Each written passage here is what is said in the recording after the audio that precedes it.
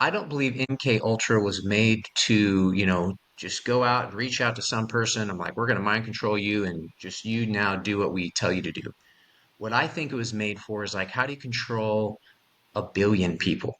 Exactly. How do you put out this like image messaging, this, constant feed of data and information and misinformation, and then when you have a huge population of emasculated men, broken men, that then that's what that does. And so this type of person or people fall through the cracks, and it just it literally manifests out of itself. And then no shit, within the next week, I see Peter Thiel and Joe Rogan more or less asking the same question. And I'm kind of sitting there. I don't watch any of that anymore, but I saw a sound bite of that come through my feed or on Instagram, and I was kind of like, wow, I was the synchronicity of it, and kind of the hairs on the back of my neck stood up of just seeing that type of hindsight come back of my Blake Fisher in Bali, doing my own thing, have that realization, and then see that in the collective consciousness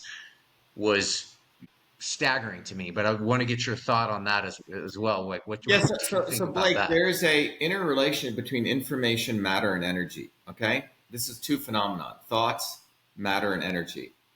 Um, and there's a longer discussion on that, but these are related. These three Sure. manifestations of the same thing, um, they recycle between them, right? And people don't understand how this exactly works, right? A thought happens here, then it shows up. But what I'm saying is the swarm has gone even 10 levels beyond this. They understand this phenomenon and they're exploiting it. Okay? They understand the 100 monkey phenomenon and they're exploiting it. They're like, holy shit, Dr. Shiva just exposed a backdoor portal. Others are going to start talking about it. So we are going to talk about it. We're going to own it. And then we're going to bury the news. Okay? It's called a limited hangout.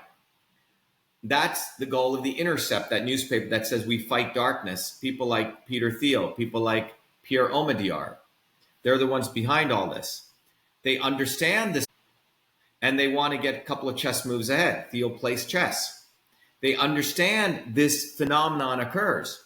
They're like, holy shit, Shiva just exposed election fraud. Oh, we're going to create a guy called Mike Lindell who's going to talk about election fraud, but he's going to use it to fucking sell pillows and make it so wackadoodle that it's going to sound crazy.